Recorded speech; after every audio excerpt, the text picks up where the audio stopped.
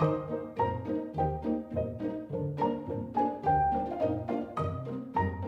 hey you guys, welcome back to my channel. My name is Celisa if you're new here, and I'm a cash budgeter here on YouTube for a little over 4 years. I also run an Etsy shop called Beautiful Budgets Co., which sells cute and colorful savings challenges and budget planning sheets. All right, so let's see. Today we are going to be doing something I'm calling reverse cash stuffing. We're going to be doing an unstuffing of bills, and it's coming directly out of my sinking funds, and it's because I've been spending money but not taking the money out of the binder. So let's get right into it. All right, I have my sinking funds binder here. Come on, boo. This ought to be a rather short video because I'm literally going to be doing an unstuffing, but we will chit chat. So it's going to be a rather chatty one where I'm explaining exactly what I did with all the funds. So let's see. To start off, I want to explain to you what sinking funds are, just in case you're new here. Sinking funds are kind of like little mini savings accounts that you put into these cash envelopes and save for something that you know you will be spending on. Okay, so like for instance, I put money towards car maintenance because I know there's going to be a time when my car is going to need maintenance, whether it be tires or oil change, and I will already have little amounts saved here so I can come pull some money out of there. Birthday, same thing. If I want to run a birthday for my son or my daughter or my mom, I have the money here already for a birthday coming up, and I can just take it out by saving small amounts over time. Travel is another one. I use this one for local travel. So these little envelopes denote kind of like mini savings accounts with a purpose. And when it comes time for me to spend out of these, what I should do is first come get the money out of the envelope, put it in the bank, and then spend it. But sometimes, you know, life be lifing, okay? And we don't have time to always come here, take it out, and put it to the bank. So I utilize my credit cards, put some funds on there, and then need to come here and do a reverse cash stuffing, take the money out of these envelopes, and pay the credit card bill or put the money back into my savings account. And that's exactly what we're going to be doing here today. I kind of have a running list of what it is that I need to be taken out of each envelope, and we'll kind of explain as I go as to why I'm taking out of each category. Nate is for my guy, and he uses this money as like petty cash when he needs to run and do something. So he has money in here and he doesn't need anything taken out of his envelope. Janae is my daughter in college, and I've already taken her money out and put it into the bank in order to give her her allowance for every month. So that's already been done, and she's back at zero, but we'll get this back up to, I usually have about $200 or $300 at the end of the month to give to her. Jace is my son, and I do want to take some money out of his binder, and that's only because I increased his allowance to $50 a week. And I know he's 14, so that might seem like a lot for some, but Jace likes to go to the gas station. So instead of me putting money towards gas station runs, I decided I would move that money over to his account, and then he can then get the snacks he needs when he goes to the gas station. Well, I only budgeted for $20 a week, so I'm going to be taking $30 out of his binder for this time, and for future, I'll be budgeting $30 every time he needs a re-up. So Jace still has $300 in his sinking fund. Just so you know, if you're new to cash budgeting, sinking funds have saved me over time. It's like these little small amounts add up in here, and there might be upwards of thousands of dollars in here that you don't even realize because you have little small amounts broken up into categories that you know you're going to need, and when you need to pull it, you don't have a problem. For myself, I have 5 520, 526, 526, and I'm not going to take anything out of my folder because I can't think of anything I specifically spent on, or even if I did, oh well. I like to see mine build up. Gingy is for my cats, Gingy and Pepper, and I do need to take $50 out because I've been buying them snacks and not coming here to this envelope and reconciling. So I got them some snacks on Amazon as well as a thing of litter. So $50 ought to be enough for them. Household is what I use when I go to Costco, Sam's, like that for a run. And I was trying to get 2 times up before we go again. There's $450 in here so far. So I think we ought to be good to continue to save. I usually spend about $300, it seems like, every single run. So I want to get to about $600 before we go back to Costco. Car maintenance is a huge one. If you don't know, I had a peak pressure valve that needed to be replaced. So the story time goes like this. I took the car. No, that's not true. Right before my birthday, which in Georgia, you renew your tags on your birthday. Right before my birthday, my peak pressure valve had an issue and my check engine light came on. I'm talking about maybe 2 weeks before my birthday. This just happened about 2 weeks ago, 3 weeks ago, max. Now, if your check engine light is on, you can't get your emissions test. And if you can't get your emissions test, you can't get your registration renewed. And even though my registration is only like $20, I mean, I still can't get it done unless I fix that part. So I took the car to the dealership and was like, oh, okay, I'll get it done up there where I had the engine replaced. First, I Googled to make sure that a peak pressure valve wasn't a part of an engine replacement because remember, I spent about $11,000 fixing that car's engine. But no, ChatGPT assured me that that's not a part that would be replaced during a regular engine replacement. So I was ready to pay the cost. I took the car to the dealership and they told me that it would be $275 for them to just take a look at it. And I asked, is that going to come off the cost of services if I do get it fixed here? And do you know that they said no? Because I heard them first. I said, hold on. I said, hold up. Wait a minute. Something ain't right. I was like, oh, how quickly in the rain I reversed the car. Nate had followed me up there to drop me off. I said, babe, we're not staying. They said $275 just to take a look at it. We're going somewhere else. Well, I had a mechanic in the past. I think I talked about him before. He actually works for a dealership, but does side work he works for a Ford dealership, but does side work on the side. You know what I'm saying? Does side work.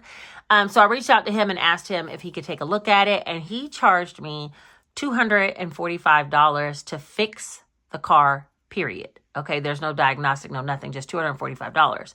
So that definitely needs to come out of this car maintenance fund. That's $250, and we'll take that out now. But on top of that, I also had to get a rent-a-car because when you deal with a mechanic at the house, sometimes takes a little bit longer. And I paid $240 for a 4-day rental, so I'm going to take that $240 out as well. Then the last thing we have is the $20 for the emission that I needed to get my tags. My tags, I'm not going to worry about that, but I am going to take the $20 out for the emission. So I literally have $100 in car maintenance.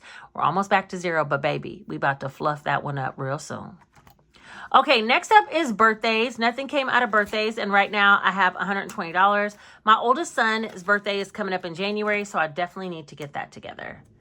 Travel, this is for my local travel plans, of which I have none yet, but baby, we are stacking cash. 1, 2, 3, 4, 5, 6, 7, 8, $815.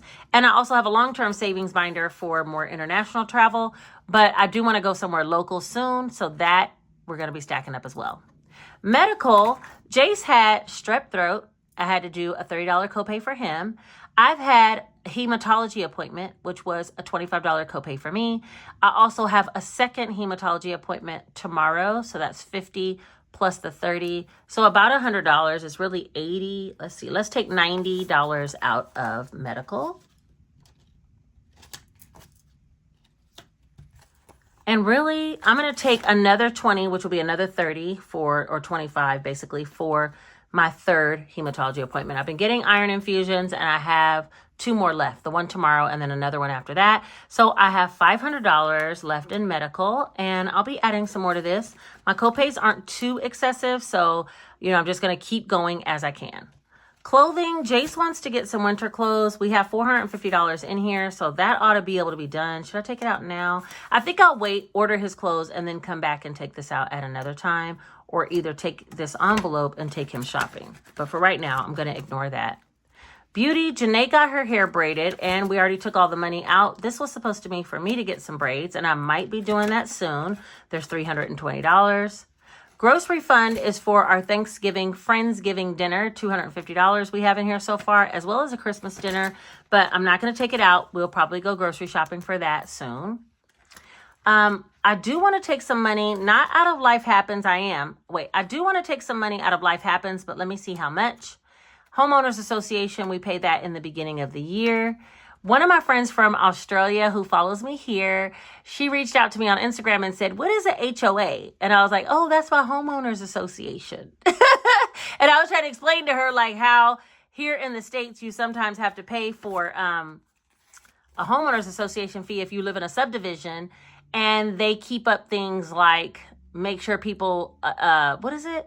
How did I explain it to her? Like they keep up making sure people adhere to the bylaws that are of the community. Like you can't have a water hose stringed across your yard. You can't park on the street. You can't let weeds grow in your yard. You can't have but a certain color mulch or paint your house as a certain color. A lot of rules so that the subdivision stays like up to par.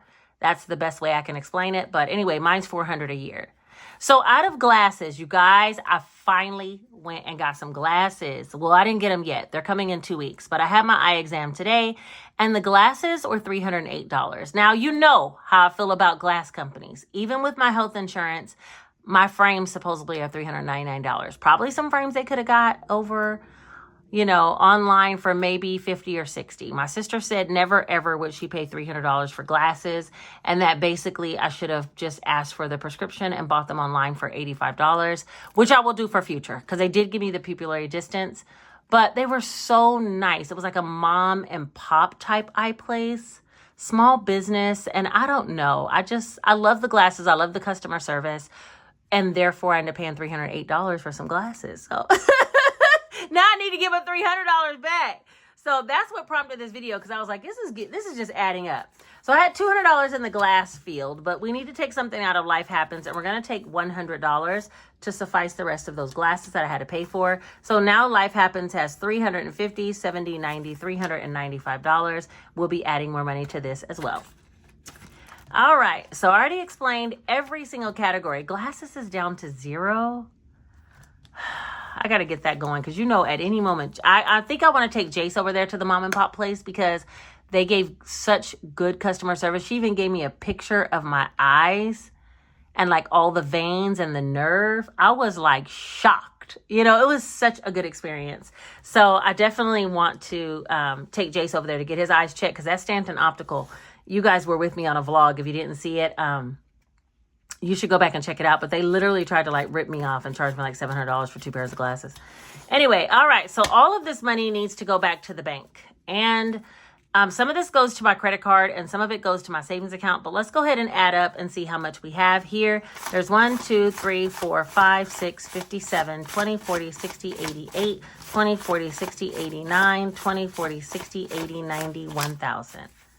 I couldn't have planned it no more perfect than that. $1,000 going back to the bank so that I can get everything taken care of that I need to. And yeah, I really need to stop doing that, spending on the credit card and then coming back and repaying it, because that's how things are a slippery slope and they get out of hand. The cash is here. I should be putting it in the bank and then doing it. You do it your way. Or actually, let me know, what is your way of paying for things that you have inside your sinking funds in your binders? Do you take the cash out first and then pay, or do you kind of wing it out of your buffer and then go pay yourself back? Let me know what you're doing. But anyway, that is everything for this video. Super short, super sweet, but I thought I'd explain to you guys exactly how I do my sinking funds and how I want to be better at it in 2026. So if you made it all the way to the end of this video and you are a real one, put this one single emoji right here letting me know that you made it.